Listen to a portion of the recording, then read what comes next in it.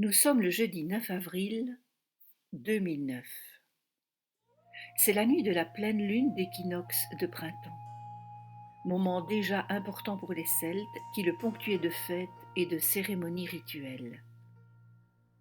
Après la venue de Jésus-Christ, des chrétiens ont choisi cette période pour célébrer la Semaine sainte, l'Ipeneuse Samaine, comme on dit en wallon liégeois.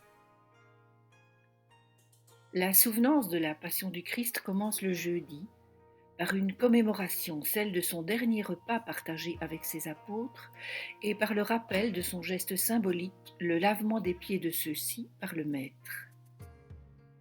Jésus sera ensuite arrêté dans le jardin de Gethsémani, au pied du mont des Oliviers, au-delà de la vallée du torrent du Cédron.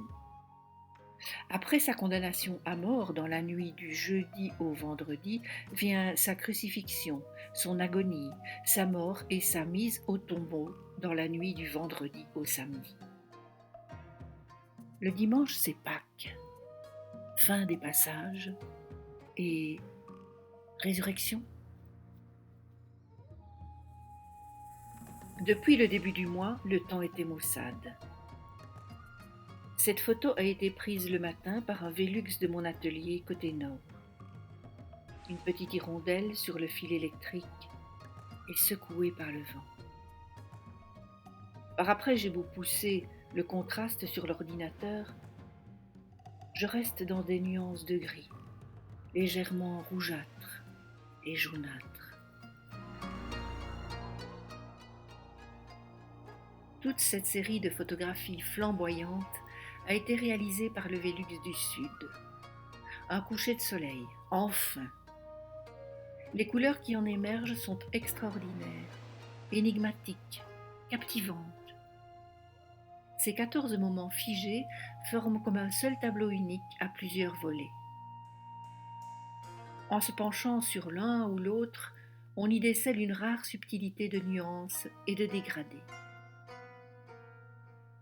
La première impression passée, on remarque alors dans certaines photos des tons contradictoires, de l'acidité, des couleurs salines. À regarder trop longtemps, on finirait peut-être par attraper la nausée. D'autres photos proposent un état comme flottant entre la paix et la guerre.